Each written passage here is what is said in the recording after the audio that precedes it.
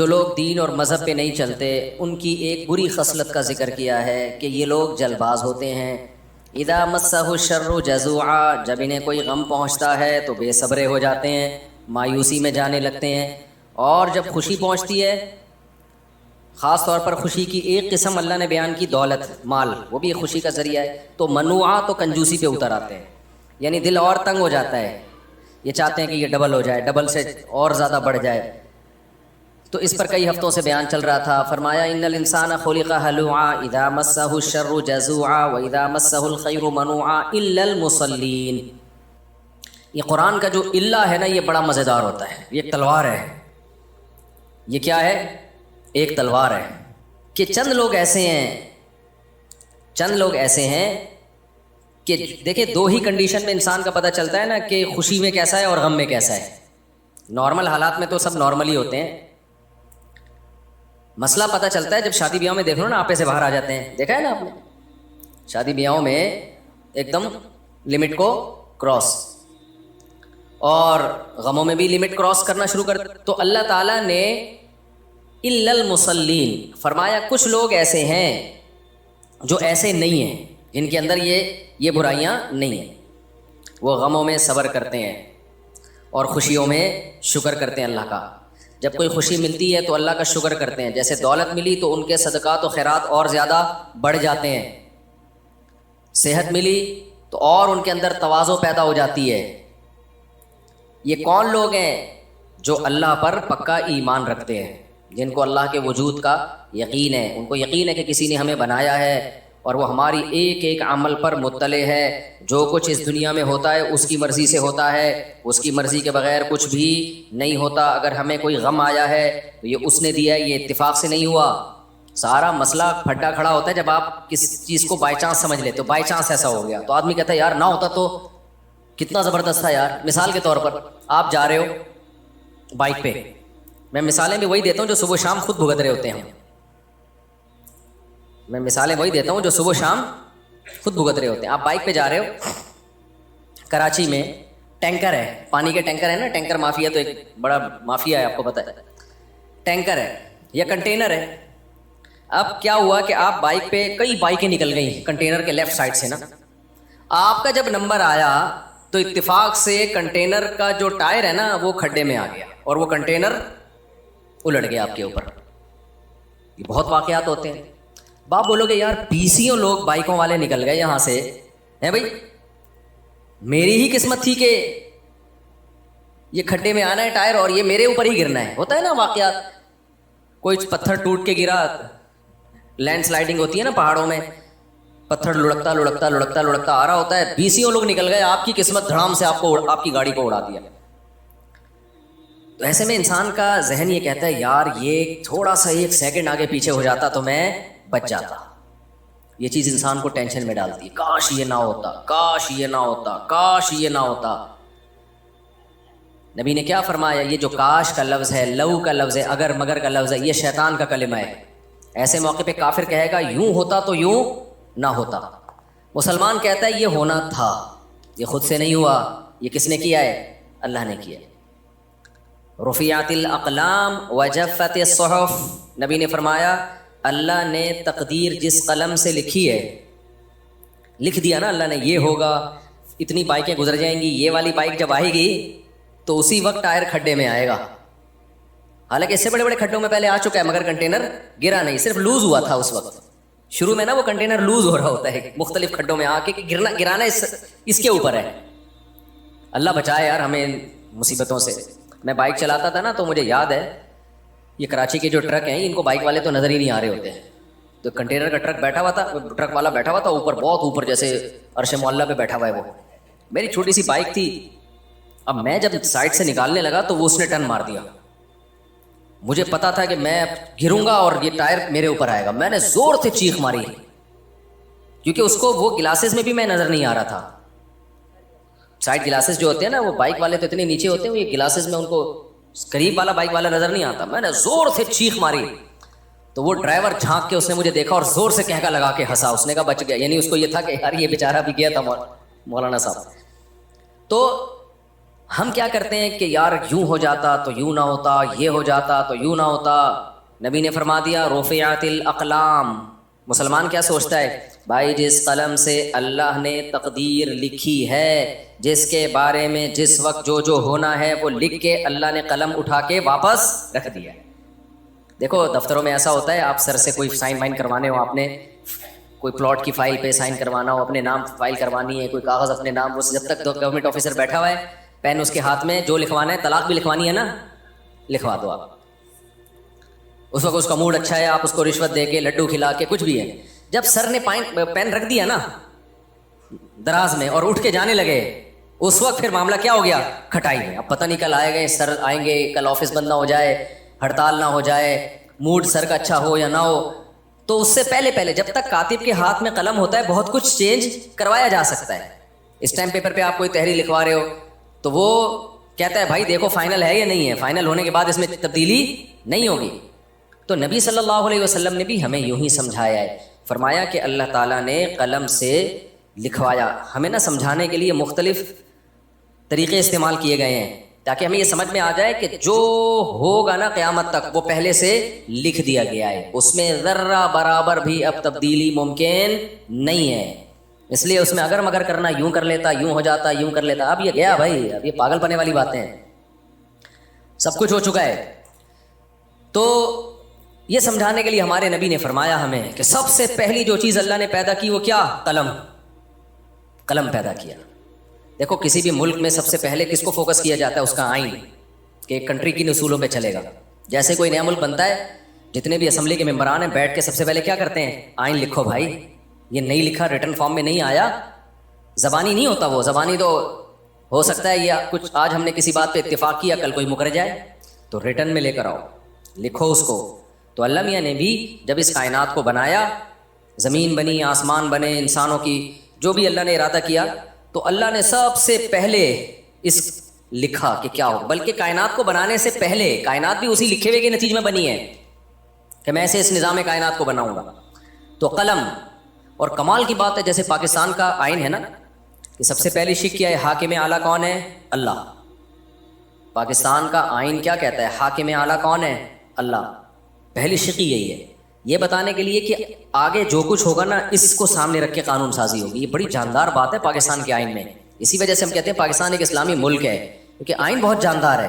آگے امپلیمنٹ نہیں ہے اس کا، وہ نہیں ہے. تو اس کا طریقہ یہ نہیں ہے کہ آئین کے خلاف آپ آواز اٹھاؤ. اس کا طریقہ یہ ہے کہ آپ بولو بھائی آئین کے مطابق یہ قانون غلط ہے، اس میں آپ کی بات بھی سنی جائے گی، اس میں تبدیلی بھی ہو سکتی ہے. جیسے عدالتی خلا، وہ قرآن و سنت کے خلاف ہے جو آج کل عدالتی خلا چل رہا ہے. تو اس میں آپ یہ نہیں کہ پاکستان غیر اسلامی ملک ہے، آپ بولے پاکستان اسلامی ملک ہے. تو جب اسلامی ملک ہے تو اس میں عدالتی خلا غلط کیوں بنا ہوا ہے؟ لوگ بے وقوفی پتہ ہے کیا کر رہے ہیں؟ مذہبی اسکالر ٹی وی میں آ کے کہہ رہے ہیں یہ طاغوتی نظام یہاں پہ نافذ ہے، یہاں پہ غیر اسلامی نظام نافذ ہے. بھائی صاحب اس سے تو آپ فیور کر رہے ہو ان قوتوں کو جو چاہتی ہیں کہ اسلام نہ آئے. آپ نے تو کہہ دیا کہ غیر اسلامی ہے، وہ کہیں گے ہم تو کہہ رہے ہیں غیر اسلامی ہے، تو پھر تم مولوی لوگ جو ٹوپیاں پہنی ہوئے یہاں سے کیا کرو؟ نکلو. یہ بالکل ایسا ہی ہے جیسے قائد اعظم کو لوگ سیکولر ثابت کرنے کی کوشش کرتے ہیں، وہ تو سیکولر تھے. تو اس سے مقصد کیا ہوتا ہے؟ یہ بتانا کہ بانی پاکستان سیکولر تھے، لہذا یہ اسٹیٹ بھی کیا ہے؟ سیکولر ہے. اسی وجہ سے علماء کہتے ہیں نہیں بھائی وہ سیکولر نہیں تھے، ان کا نظریہ تھا دو قومی نظریہ، اور پھر اسلام کے نام پہ ملک. یہ تو انہوں نے آواز اٹھائی تھی. اگر وہ سیکولر ہوتے تو اسلام کے نام پہ کنٹری کیوں بناتے؟ وہ جو بین الاقوامی عدالت میں مقدمہ چلا ہے، وہ مقدمہ یہ چلا ہے مسلمانوں کو ایک الگ کنٹری چاہیے جہاں وہ اسلامی تعلیمات کے مطابق فیصلہ کریں. تو کوئی سیکولر آدمی اس طرح کا مطالبہ کر سکتا ہے؟ اس مطالبے سے پتہ چلتا ہے. تو کچھ نعرے بڑے زہریلے ہوتے ہیں، دیکھنے میں کیا لگ رہے ہوتے ہیں؟ بڑے اٹریکٹیو. تو جو لوگ یہ کہتے ہیں نا پاکستان سیکولر اسٹیٹ ہے، وہ پسے پردہ بیڑا غرق کر رہے ہیں مذہب کا. کہنے میں تو وہ بڑے اچھے لگتے ہیں، یار دیکھو یہ سیکولر، یہ اس کا مطلب یہ سیکولر مان لیں پھر ہم اسلام کے لیے اس میں کوشش کریں گے. نہ نہ نہ، آپ نے سیکولر مان لیا تو اب اسلام کے لیے اس میں کوشش نہیں ہو سکتی. جیسے ہندوستان ایک سیکولر اسٹیٹ ہے نا، تو اگر مسلمان مان لیں کہ انڈیا سیکولر اسٹیٹ ہے تو پھر اسلامی نظام کی بات کر سکیں گے وہاں پہ؟ نہیں کر سکیں، کوئی بھی نہیں سنے گا. تو اس لیے خوب اپنا کانسیپٹ کو کلیئر کرو. جب بھی کوئی کہتا ہے پاکستان ایک غیر اسلامی ملک ہے، یہ غلط.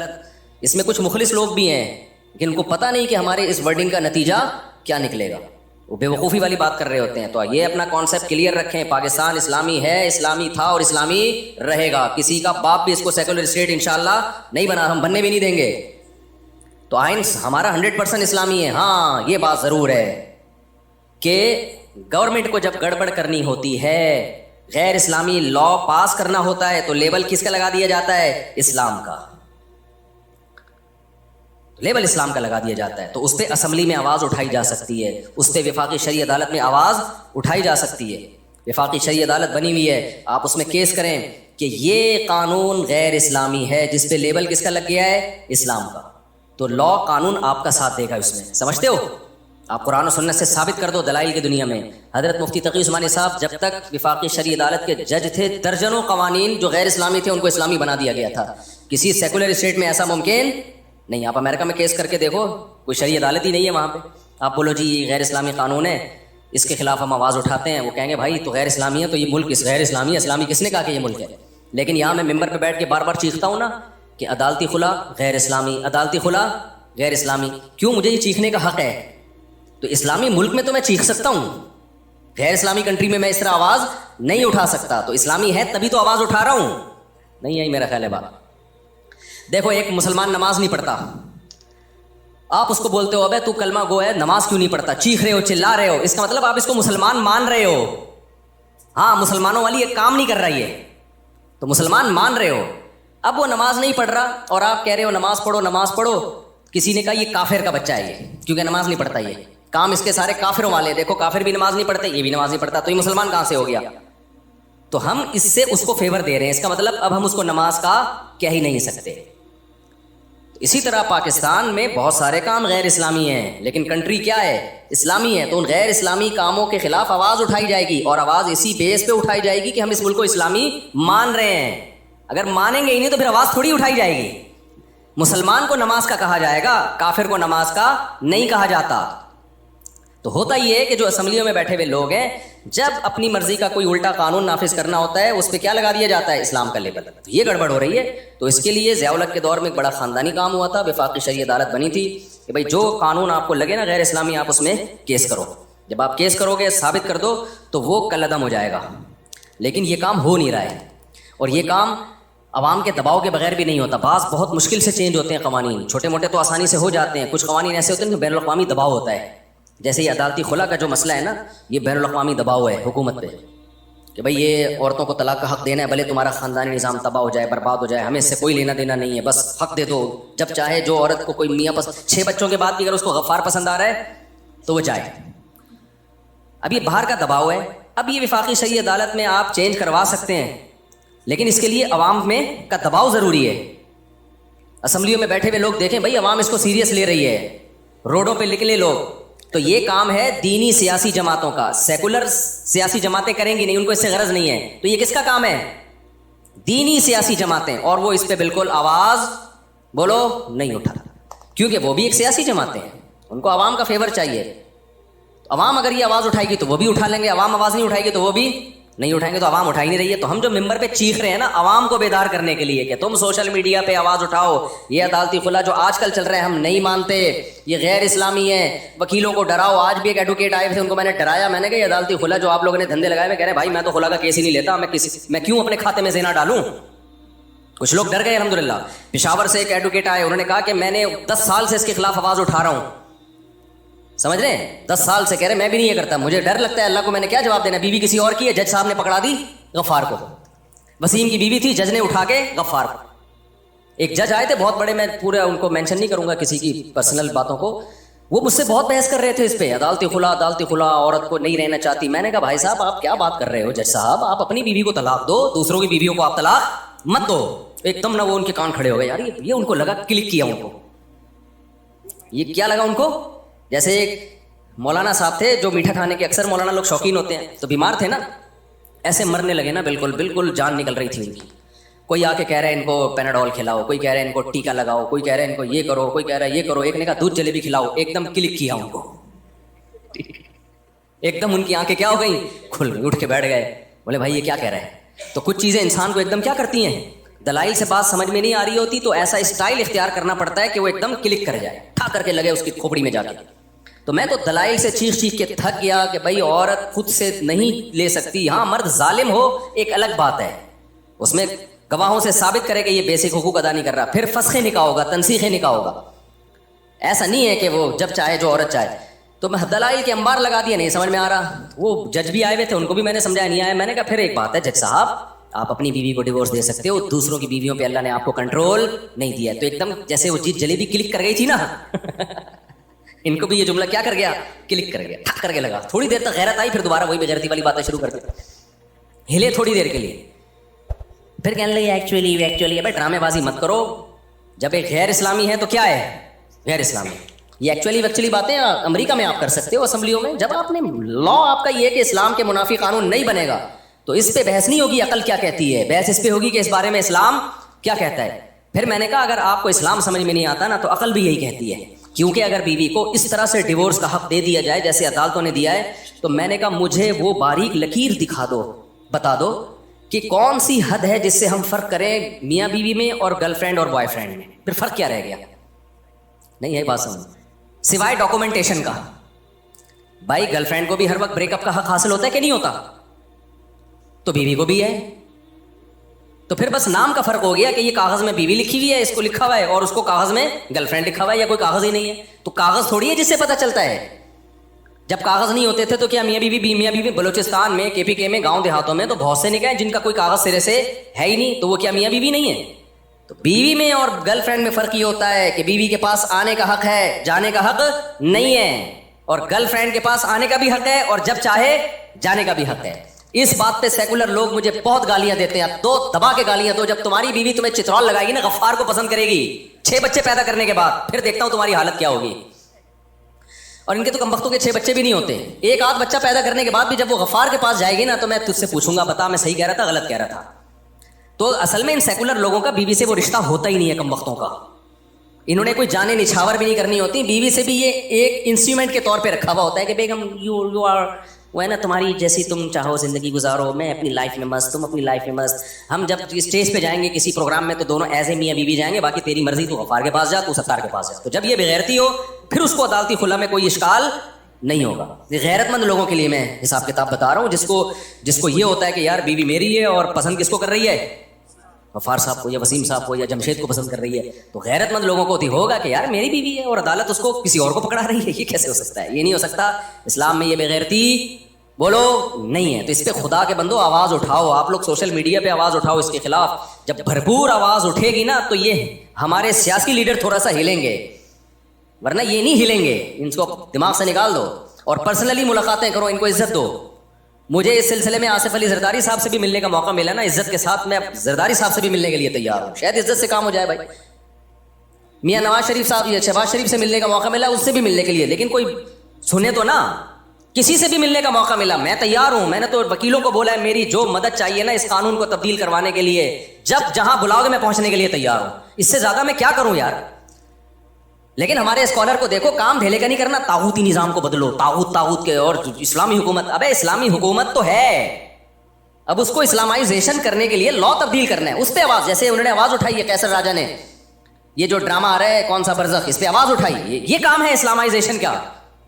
اب قیصر راجہ صاحب بھی بیٹھ دیتے میں طاغوت کی نظام کو برداشت نہیں کرتا, پلٹ دوں گا پورا نظام. اس کا مطلب آپ کچھ بھی نہیں کرنا چاہتے. انہوں نے کہا بھائی یہ برزخ ڈرامہ آ رہا ہے, اس میں ہومو سیکسولیٹی کو فروغ دیا جا رہا ہے, ہم اس کے خلاف آواز اٹھائیں گے اور عدالت میں جائیں گے. اس کا مطلب قیصر راجہ صاحب واقعی کیا چاہتے ہیں, ملک کو اسلامی بنانا. ایک ٹاسک لی نا, جیسے یوتھ کلب والوں نے LGBT کے خلاف کانفرنسز کی, وکیلوں کو بلایا, ان کو شعور دیا, کورٹ میں کیس گیا, اور بھی لوگوں نے ساتھ دیا, اور یہ قانون الحمدللہ تبدیل ہو گیا. اس کا مطلب یوتھ کلب والے واقعی پاکستان کو کیا بنانا چاہتے ہیں, اسلامی. لیکن اگر وہ باتیں پھینکتے رہتے, ہم یہ پورا نظام بدلیں گے, یہ طاغوتی نظام ہے, غیر اسلامی ملک ہے, اس پورے نظام کو پلٹو, اس کا مطلب آپ کا کچھ بھی کرنے کا پروگرام نہیں ہے. جس کا کچھ بھی کرنے کا پروگرام نہیں ہوتا, اس کا بہت بڑے بڑے کام کرنے کا پروگرام ہوتا ہے. سمجھ رہے ہو نا. اور جس کا بہت بڑے بڑے کام کرنے کا پروگرام ہوتا ہے, اس کا کچھ بھی کرنے کا پروگرام نہیں ہوتا. ایک صاحب آئے نا, اور آسان مثال, آپ کی مرضی مطلب کی مثال دیتا ہوں. میں ابھی ٹاپک پر آ رہا ہوں, یہ بیچ میں ایک درمیان میں بات ہے, آج کل ٹی وی پہ طاغوت بہت چل رہا ہے, طاغوتی نظام ہے, طاغوت ہے. تو کیا کریں, طاغوتی نظام ہے تو بھائی ایک ایک چیز کو تبدیل کرنے کی کوشش کرو گے تو ہو جائے گی. آئین کس کو فیور کر رہا ہے, آئین آپ کو فیور کر رہا ہے. آئین ہی غلط ہوتا تو پھر ہم نظام کی تبدیلی اور وہ بہت بڑے پیمانے پر کچھ کرنے کی کوشش کرتے. یہاں تمیز سے ہو سکتا ہے, لیکن یہ کام کریں گے وکلا کر سکتے ہیں, ججز کر سکتے ہیں, اور سیاسی لوگ کر سکتے ہیں. تو ججز پہ, وکیلوں پہ, اور اسمبلی میں بیٹھے ہوئے لوگوں پہ محنت کی جائے. سمجھتے ہو کہ نہیں سمجھتے؟ اور مذہبی جماعتوں کو, مذہبی تنظیموں کو, اسلامی نظریاتی کونسل کو توجہ دلائی جائے کہ آپ کرو یہ کام, تو یہ بہت آرام سے ہو سکتا ہے. اور اگر یہ کام نہیں کر رہے تو اس کا مطلب آپ کچھ بھی کرنا نہیں چاہتے, بس آپ باتیں پھینک رہے ہو بیٹھ کے. تو وہ کیا تھا, میں مثال دے رہا تھا نا کہ جو کرنا چاہتا ہے نا وہ اس کے پاس ایک پیکج ہوتا ہے, اس طریقے سے ہوگا. جو بہت بڑی بڑی باتیں کر رہا ہو اس کا مطلب وہ کچھ بھی کرنا نہیں چاہتا. اس کی مثال ایسے ہے جیسے وہ ایک صاحب میرے پاس آئے کہ میں دوسری شادی کرنا چاہتا ہوں. میں نے کہا کس لڑکی سے؟ کہتے ہیں لڑکی جو میرے ویژن کا حصہ ہو اور اس ٹائپ کی ہو, جو میرے ساتھ بزنس میں پارٹنر بنے اور میرا ایک ادارہ ہے وہ بھی چلا لے اور یہ بھی کر لے اور وہ بھی کر لے, ایسی صفات. میں نے کہا اس کا بول تو میں نہیں کرنا چاہتا, خام خواہ میں کیوں فضول باتیں کرو میرے سامنے بیٹھ. یعنی تیرے کو ایسی عورت چاہیے جو جوان بھی ہو, تجھے اولاد بھی دے اور تیرا اسکول بھی چلائے, تیرا مدرسہ بھی چلائے, تیرے ساتھ بزنس پارٹنر بھی ہو اور وہ تجھے پسند بھی آئے اور اس کمبخت کو تو بھی پسند آئے. تو جس نے نہیں کرنی ہوتی وہ کیا کرتا ہے, باتیں پھینکنے پر گورنمنٹ کی طرف سے کوئی پابندی نہیں ہے. ہمارے ایک دوست تھے جاننے والے, جب میں یہ بیان آتا ہے تو نیچے کچھ خواتین کے کمنٹس آتے ہیں یہ نہیں سدھرے گا, میرے بارے میں لکھا ہوتا ہے. یہ ہر بیان میں دوسری شادی کہیں نہ کہیں سے کھینچ کے لے. ایک انٹرویو میں ایک پوڈ کاسٹ میں خاتون سے پوچھا گیا, وہ خاتون میرے خلاف بول رہی تھی یہ ہر وقت شادیاں کرتے ہیں, تو اس نے کہا تو ان کی 4 ہو گئیں. کہتی ہیں ابھی بھی کر رہے ہیں باتیں, ہو گئی ہیں پھر بھی پتہ نہیں کیا شوق ہے ان کو باتیں کرنے کا. تو اس پہ کسی نے کمنٹس لکھے ہوتے ہیں اس طرح کے کلپ پہ نا کہ یہ نہیں سدھرے گا. جن کو میرے بیان سے تکلیف ہو رہی ہے نا انہوں نے نیچے کمنٹس کیا ہوتے ہیں, یہ مولوی یہ مفتی نہیں سدھرے گا. تو واقعی میں نہیں سدھروں گا, میں بہت بگڑا ہوں.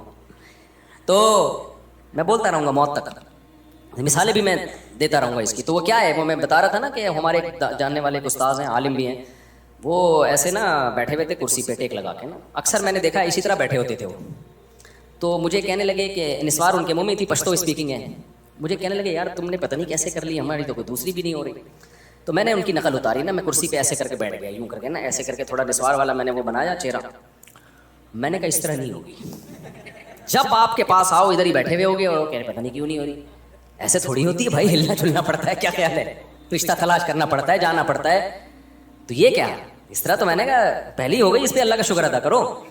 تو میرے بھائی طاغوت کی بات کرنا, نظام کی تبدیلی کی بات کرنا بہت آسان, کوشش کرنا بہت مشکل ہے. تو کوشش, آئین آپ کو فیور کر رہا ہے. آئین کس کے ساتھ ہے, مذہبی لوگوں کے ساتھ ہے, کہ اتنی خاندانی شق آئین میں ڈل گئی ہے کہ قرآن و سنت کے اگینسٹ کوئی لا نہیں بنے گا. اب ہماری اسمبلی 100% بھی سیکولر ہو جائے نا, قانون کے ہاتھوں آگے مجبور ہو جاتی ہے. دیکھو جنرل مشرف تو بہت ایک سیکولر سا آدمی تھا, اس نے بھی کچھ الٹے قوانین جب نافذ کیے نا تو پہلے مولویوں کو بٹھا کے نا, اپنی مرضی کے سرکاری مولویوں کو بٹھا کے ٹاک شاک پہ اس کو مشرف و اسلام کرنے کی کوشش کی ہے اس نے, کیونکہ اس کو پتا تھا کہ یار کتنا ہی الٹا قانون میں نافذ کروں لیکن مجھے قرآن و سنت کا سہارا لینا پڑے گا, مجھے کوئی لیبل لگانا پڑے گا. تو یہ خود اس کی علامت ہے بھائی, لوگ غلط ہیں, ملک غلط نہیں ہے. جو امپلیمنٹ کرنے والے ہیں وہ 2 نمبریاں کرتے ہیں, ملک غلط نہیں ہے. تو تمیز سے آپ جب کام کرو گے, قانون لا آپ کا ساتھ دے گا, کورٹ آپ کا ساتھ دے گی اگر آپ تمیز سے کام کرنے کی کوشش کرو گے, لیکن وہ ہو نہیں رہا ہے. تو یوتھ کلب والوں نے کوشش کی نا LGBT کے بارے میں, الحمدللہ ان کی بھی تھی, ان کے علاوہ بھی لوگوں کی تھی, صرف ان کی نہیں تھی, ان کی ایک بہت بڑی ایفرٹ تھی, ایک پراپر وے میں انہوں نے کام کیا اور الحمدللہ ہو گیا وہ کہ بھائی یہ غیر اسلامی ہے. تو اسی طرح یہ برزخ ڈرامہ ہے, قیصر راجہ صاحب اس کے خلاف مہم چلا رہے ہیں, آپ ان کا ساتھ دو, ٹھیک ہے نا. کہتے ہیں عدالت میں جاؤں گا, اس کی ایسی کی تیسی کروا دوں گا, بند کرواؤں گا. تو یہ ایک طریقہ ہے, کیونکہ لا کس کا, یہی اگر انڈیا میں چل رہا ہوتا, امریکہ میں چل رہا ہوتا, پھر آپ کچھ بھی نہیں کر سکتے. دیکھو کینیڈا میں, امریکہ میں, UK میں اسکولوں میں بچوں کو ہومو سیکشولیٹی سکھائی جا رہی ہے باقاعدہ, وہاں آپ کورٹ میں اس کے خلاف آواز نہیں اٹھا سکتے. پاکستان میں سکھائی جائے تو آپ کورٹ میں اس کے خلاف آواز اٹھا سکتے ہو, سمجھتے ہو, آواز اٹھا سکتے ہو. تو یہ بہت بڑی چیز ہے یار پاکستان میں, اس کا ہم فائدہ نہیں اٹھا رہے ہیں, بس ہم اسٹیٹ کے خلاف باتیں کر رہے ہیں کہ غیر اسلامی غیر اسلامی. بھائی اس سے کچھ حاصل ہونے والا نہیں ہے. اور KPK کا جو لا ہے وہ اور زیادہ, اس کی تو بہت ساری جزیات اسلام کے اور زیادہ قریب ہیں, تو اس میں تو اور زیادہ آسانی سے ہو سکتا ہے. لیکن وہی بات ہے, ہم کوشش نہیں کرتے, ہماری دینی سیاسی جماعتیں کوشش نہیں کرتی ہیں, اور جو اسلامی نظریاتی کونسل ہے ان سے بھی مجھے کچھ اشکالات ہیں, انہوں نے 20 دفعہ توجہ دلائی ہے, نہیں ہو رہا حساب کتاب. تو جب اللہ نے کہا ہے خدا نے آج تک اس قوم کی حالت نہیں بدلی, جو قرآن کی آیت کا ترجمہ کیا نا علامہ اقبال نے, کہ نہ ہو جس کو خیال آپ اپنی حالت کے بدلنے کا. علامہ اقبال تھے, پتہ نہیں الطاف حسین حالی تھے, کن کا شعر ہے یہ, کہ جس قوم کو خود لوگ دیندار لوگ ہی اس پہ نہیں چاہتے ہیں تو پھر کہاں سے ہوگا, بس بیٹھ کے باتیں کرتے رہو. تو کہاں سے کہاں نکل لی ہم بھائی, کیا بات کر رہے تھے ہم, یہ بات کر رہے تھے کہ یہاں کہاں سے گیا میں, تو بیان کچھ اور لے کے چلا تھا نا. ابے ریٹن فارم, ہاں یہ ریٹن پہ بات آئی تھی, آپ نے صحیح کہا.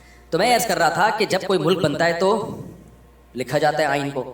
تو اللہ میاں نے بھی جب کائنات بنانے کا ارادہ کیا، حدیث میں آتا ہے سب سے پہلے اللہ نے قلم کو پیدا کیا اور قلم سے کہا لکھ. اب لکھا جا رہا ہے. اللہ کو یہ لکھنے کی ضرورت نہیں تھی کہ حاکم اعلیٰ اللہ ہے. یہ لکھنے کی اللہ کو ضرورت بولو ہے نہیں، کیونکہ اللہ خود ہی بنا رہا ہے نا، تو خود ہی ہے سب کچھ.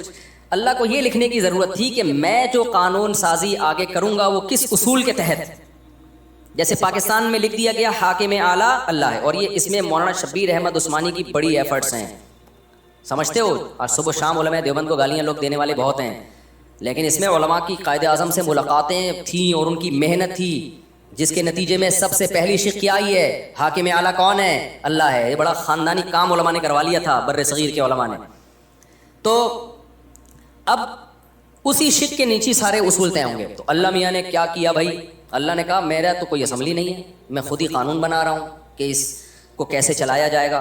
تو اللہ میاں نے اپنے آپ کو پابند کیا سب سے پہلے کہ میں جو قانون سازی کروں گا، جو میرے بندوں سے معاملات ہوں گے، مخلوق سے معاملات ہوں گے، وہ اس اصول کے تحت ہوں گے. وہ اصول اللہ نے کیا لکھا؟ سبقت رحمتی غضبی، میری رحمت میرے غصے پر غالب رہے گی. کیا مزہ آ گیا کہ نہیں آ گیا؟ اللہ نے یہ نہیں لکھا اگر لکھ دیتے مجھے غصہ ہی نہیں آئے گا تو پھر سب کچھ ہمارے لیے حلال ہو جاتا. نہ قوم عاد تباہ ہوتی، نہ قوم سمود تباہ ہوتی، قوم لوط ابھی تک چل رہی ہوتی. اللہ بچائے، اس قانون کی ہمیں ضرورت ہی نہیں ہوتی کینسل کرانے کی.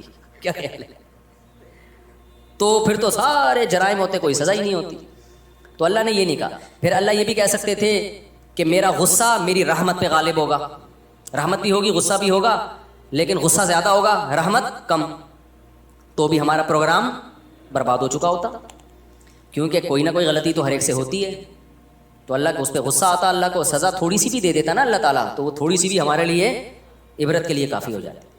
تو اللہ نے کہا کہ نہ میری رحمت ہمیشہ میرے غصے سے کہاں رہے گی؟ آگے آگے. غصہ اصل نہیں ہے، اصل اللہ کی رحمت ہے. غصہ جب آئے گا جب کوئی بہت زیادہ اللہ کے حکام کو توڑ کر اس کو غضب دلائے.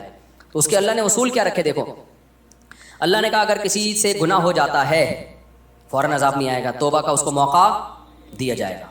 تو اس کا مطلب رحمت غصے پہ غالب ہے کہ نہیں ہے؟ پھر اگر دوبارہ ہو گیا دوبارہ چانس دوں گا اس کو. تیسری دفعہ ہو گیا تو تیسری دفعہ چانس دوں گا. چوتھی دفعہ ہو گیا، بولو نا، چوتھی دفعہ چانس. پانچویں دفعہ گناہ ہو گیا، پانچویں دفعہ چانس. حدیث میں آتا ہے نا ایک شخص نے ایک بندے کو قتل کیا، اللہ نے چانس دیا توبہ کر لے. اس نے دوبارہ قتل کیا، اللہ نے چانس دیا توبہ کر لے، نہیں کی توبہ. تیسرا بندہ قتل کیا، اللہ نے چانس دیا اب توبہ کر لے، اس نے کہا اس نے نہیں کی توبہ. چوتھا، پانچواں، کتنے مار دیے؟ 99 کے بعد اس کو خیال آیا کہ یہ تھوڑا سا مناسب کام مجھ سے تھوڑا نامناسب چل رہی ہے، اللہ کو کیا منہ دکھاؤں گا. ایسا نہ ہو کہ آپ میں سے بھی کوئی کہے کہ چلو کرتے رہو آخر میں توبہ کریں گے. ہزاروں میں ایک لو آدمی ہوتا ہے جس کو اتنے جرائم کرنے کے بعد توبہ کا خیال آئے، ورنہ 99% کو توبہ کا خیال نہیں آتا. اس لیے شروع میں ہی بچ جاؤ، شروع میں ہی بچ جاؤ. گناہ کر کے توبہ بڑا مشکل کام ہے. گناہ سے بچنا آسان ہے، کر کے توبہ کرنا مشکل ہے، کیونکہ لت پڑ جاتی ہے اس گناہ کی. دیکھو جو شراب نہیں پیتے بچے ہوئے ہیں، آسان ہے نا، پی کے چھوڑنا آسان ہے مشکل ہے؟ مشکل ہے. تو 99 کے بعد اس کو خیال آیا، پھر 100 مار دیے، پھر خیال آیا. تو یہ اللہ کی رحمت ہے، 100 کے بعد جب توبہ کی ہے تو اللہ نے 100 کے 100 قتل معاف کر دی. تو رحمت غصے پہ غالب ہے یا نہیں ہے؟ لیکن اللہ نے کہا کہ اگر موت کا وقت آ گیا نا تیرا اور اب تو توبہ کر رہا ہے، اب معاف نہیں، کیونکہ اب بھی اگر معافی کا آپشن ہو پھر تو سارے کریں گے. تو پھر غضب، پھر اس کا مطلب اللہ میں غضب ہے ہی نہیں.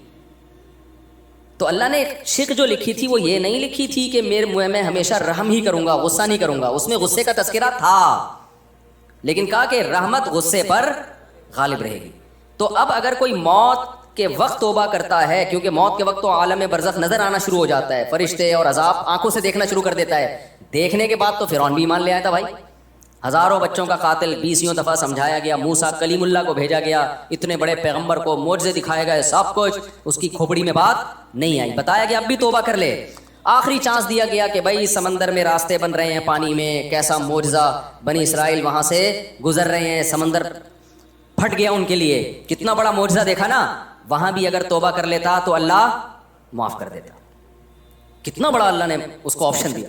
اس کمبخت کو پھر بھی خیال نہیں آیا، اپنی فوجیں لے کے اسی راستوں میں اتر گیا جو کس کے لیے بنے تھے؟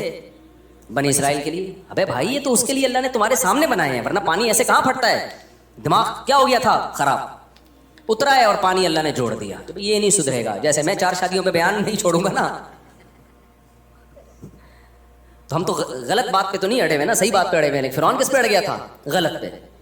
تو فرشتوں نے بول دیا یہ نہیں سدھرے گا, یہ نہیں. اور واقعی جو برے لوگ ہوتے ہیں ایک حد تک جانے کے بعد پھر ان میں سدھرنے کا چانس ختم. اللہ تو توبہ کے لیے ہر وقت تیار بیٹھا ہے, لیکن پھر بندے کا چانس ختم, بندہ کرتا نہیں ہے توبہ. تو پھر کیا ہوا ہے, اللہ نے سمندر کو ملا دیا. جب ملایا ہے تو فرعون کا جب پانی حلق میں جانا شروع ہوا, فرعون نے کیا کہا, آمنت انہ لا الہ الا الذی آمنت بہ بنو اسرائیل. ہمارے استاد جب اس آیت کا ترجمہ کرتے, ہمیں درس جب قرآن ہم پڑھا رہے تھے نا, ہمیں قرآن مدرسے میں, تو وہ اس آیت کے بڑا مزہ لے کے ترجمہ کرتے تھے. فرماتے تھے کہ دیکھو ساری زندگی فرعون ایمان نہیں لایا, مرتے ہوئے لایا تو بڑی ڈیٹیل سے لایا ایمان. انہو, یہ ہو ضمیر شان ہے.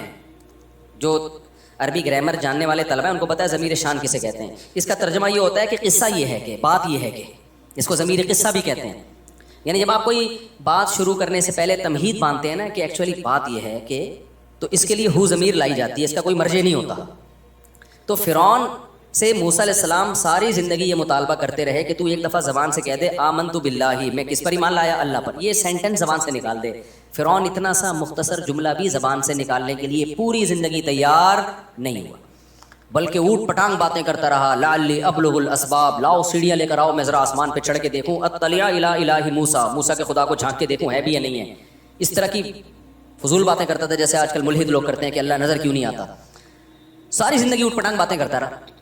اور جب پانی منہ میں جانے لگا ہے, اس کو پتہ چلا اب ہم گئے, تو کیا کہتا ہے, آمنت انہ, میں ایمان لایا. بات نہیں, ایک اور جگہ کا انہ, وہ آیت میرے ذہن سے نکل رہی ہے اس وقت, کہ آمنت انہ لا الہ الا الذی آمنت بہ بنو اسرائیل, میں ایمان لایا اس بات پر, انہ کہ بات یہ ہے کہ اس اللہ کے سوا کوئی معبود نہیں ہے جس پر بنی اسرائیل ایمان لے کر آئے ہیں. تو اس سے پہلے اس نے ضمیر شان لا کے پوری تمہید باندھی ہے, بات یہ ہے کہ, ٹھیک ہے نا. تو ہمارے استاد فرمایا کرتے تھے کہ گویا فرعون بزبان حال یہ کہہ رہا تھا فرشتوں کو, بھائی ایک منٹ ذرا ٹھہرو, بات تو سنو, ٹھیک ہے نا. بات یہ ہے کہ ایکچولی بات یہ, اس کی مثال ہے جب ہم کسی چور کو پکڑ کے چترول لگاتے ہیں نا, رنگے ہاتھوں پکڑا گیا ہو, تو وہ یہ نہیں کہتا میں چور نہیں ہوں, اس کو پتا یہ تو رنگے ہاتھوں چوری کرتے ہوئے پکڑا گیا ہے. تو وہ کیا کہتا ہے, بھائی بات یہ ہے کہ بات تو سنو یار, یعنی تم کچھ تھوڑے ٹائم کے لیے رکو گے تو میں آگے ایکسپلین کروں گا. تو یہ بات یہ ہے کہ مطلب یہ ہوتا ہے بات آگے آ رہی ہے تو مجھے مارو نہیں, پہلے ذرا میری بات سنو. پھر وہ آگے کچھ کوئی بھی کہانی بنا رہا ہوتا ہے کہ ٹھیک ہے میں نے یہ چیز اٹھائی ہے لیکن ایکچولی ہوا یہ تھا, یہ کچھ بھی کس سے سنائے گا نا آگے. لیکن وہ جو بات شروع کرتا ہے وہ کس سے کرتا ہے, بھئی بات یہ ہے کہ بات تو سنو. بات تو جیسے گھر میں جھگڑا ہو رہا ہوتا ہے نا, آپ کہتے ہیں بات تو سنو, ریلیکس. Are you relaxing. وہ ایک آدمی سمندر کے کنارے لیٹا ہوا تھا, تو ایسے کرتا پہن کے نا بڑے مزے سے, تو ایک شخص گیا, آر یو ریلیکسنگ. اس نے کہا نو. اس کو بڑا اشکال ہوا کہ ریلیکس تو کر رہا ہے, پتہ نہیں کیوں منع کر رہا ہے کہ آئی ایم ناٹ ریلیکسنگ. دوسرا گیا, آر یو ریلیکسنگ. کہتے ہیں نو آئی ایم ناٹ ریلیکسنگ. تو پھر تو کیا کر رہے ہیں, اتنے مزے سے لیٹا ہوا ہے, ہم تو یہ سمجھ رہے کہ ریلیکس ہو رہا ہے. تیسرا آیا, are you relaxing. No I am not relaxing. چوتھے نے بولا, بھائی اتنے لوگ آ کے تجھ سے پوچھ رہے ہیں آر یو ریلیکسنگ, تو بول دے. کہتے ہیں میں I am Sanjeet Singh, I am not relaxing. نہیں یہ بات میرا خیال ہے سمجھ. کہتے ہیں آئی ایم سنجیت سنگھ بھائی, آئی ایم ناٹ ریلیکسنگ. تو یہ خیر بیچ میں ویسے یہ رائتا اور چٹنی کے طور پہ آپ نے دیکھا ہوگا جب کھانا چل رہا ہوتا ہے تو بیچ میں چٹنی کے طور پہ, اس کا بیان سے کوئی تعلق نہیں ہے. تو فرعون نے کیا کہا, بھائی تھوڑا ریلیکس. کیا کرو بھائی, ریلیکس. ریلیکس. ابھی کیوں ڈبو کے مجھے مار رہے ہو یار, تھوڑا کیا کرو, ریلیکس. بات یہ ہے کہ اس کا مقصد کیا تھا, تھوڑا فرشتوں کو کیا کرنا چاہ رہا تھا, ریلیکس. تو بات یہ ہے کہ پوری ڈیٹیل کے ساتھ. تو بھائی اب بھی اگر اللہ معاف کر دیتا نا, تو اس کا مطلب پھر یہ ہوا کہ اللہ میں غضب ہے ہی نہیں. اللہ کی صفت انتقام کی آپ نفی کر رہے ہو, کیونکہ ایسے موقع پہ تو سب ہی توبہ کر لیتے ہیں. جب قبر کا عذاب اپنی آنکھوں سے دیکھیں گے, برزخ کی وحشت اپنی آنکھوں سے دیکھیں گے, تو بھائی پھر تو سب ایمان لے آئیں گے. تو اس لیے اللہ نے ایک اصول اور ضابطہ بنا دیا, موت سے پہلے واپسی کا آپشن ہے. کچھ بھی کر لو اللہ اپنے در سے مایوس نہیں کرے گا, کچھ بھی کر لو. لیکن جب موت قریب آ گئی نا اور اس جہان میں ٹرانسفر ہونا شروع ہو گئے, اب نہیں ہوگا. پھر اللہ کا اصول اتنا سخت ہے, اللہ کہتے ہیں اگر ساری دنیا کی ساری دولت دے کے بھی عذاب سے جان چھڑانا چاہے گا, جان نہیں چھوٹے گی. تو یہ لا اللہ نے کیا کر دیا؟ بولو، لکھ دیا. آگے سارا اسی اصول کے تحت اللہ نے قانون سازی. تو بات اس پہ چل رہی تھی کہ انہی میں اللہ نے لکھ دیا تھا کس کا جو ہے نا ٹرک اتنی بائکیں گزر جائیں گی، اور جب یہ گزرے گا تو جو کھڈوں میں ٹائر آ کے اوپر کا کنٹینر لوز ہوا تھا نا، تو وہ اسی سلسلے میں لوز ہوا تھا. صحیح، وہ ہم نے لوز کس سلسلے میں کیا تھا؟ اس سلسلے میں کیا تھا کہ اس کے اوپر گرے، اس کو مارنا تھا ہم نے. تو اب جب اللہ بچائے ہم سب کو ایسے حادثوں سے، تو پھر ہم کہہ رہے تھے ہائے یوں ہوتا تو یوں ہوتا. بھائی جو مقدر میں تھا ہو گیا. ہاں، اسلام یہ نہیں کہتا کہ آپ کھڈوں کے خلاف آواز نہ اٹھائیں کہ یہ کھڈا تو مقدر میں لکھا ہوا تھا اور اس کنٹینر نے تو گرنا تھا. ہم تو چونکہ اسباب کے مکلف ہیں، اس لیے ہم نے اسباب کامیابی کے اختیار کرنے ہیں. کامیابی نہ ہو تو ہم نے کیا کرنا ہے؟ صبر کرنا ہے. سمجھتے ہو کہ نہیں سمجھتے ہو؟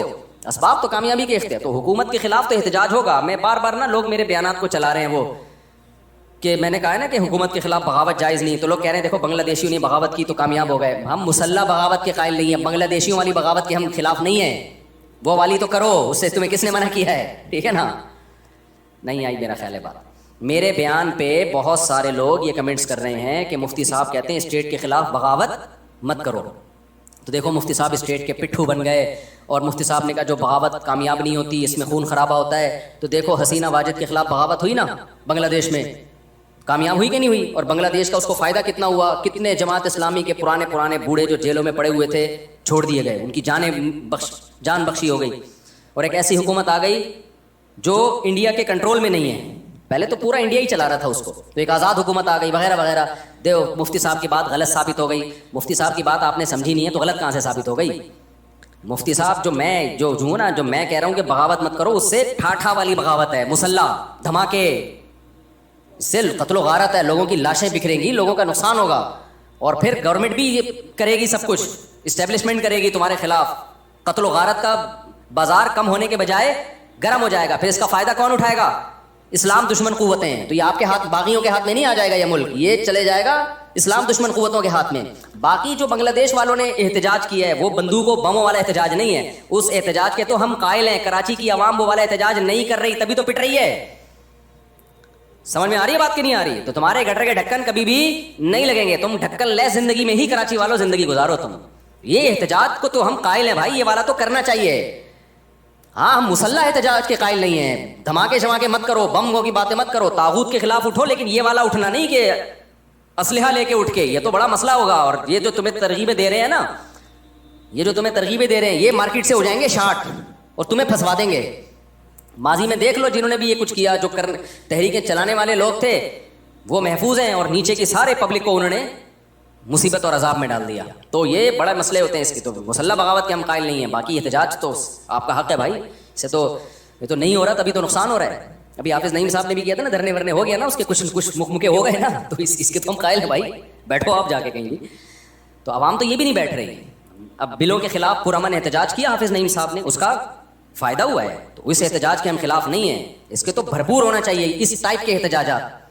تو خیر، تو اب مسلمان کیا کرتا ہے میرے بھائی؟ مسلمان دیکھتا ہے کہ جب کوئی حادثہ ہو گیا تو وہ اگر مگر نہیں، وہ کہتا ہے یہ اتفاقی نہیں ہے. جب اللہ نے لوح محفوظ میں لکھا تھا تو اس میں ایک ایک پتا کا ہلنا بھی لکھا ہوا ہے. اس میں ایک درخت کا پتا ٹوٹ کے جو گرتا ہے نا، وہ بھی اس تقدیر کے بغیر نہیں ہوتا. تو جب ہے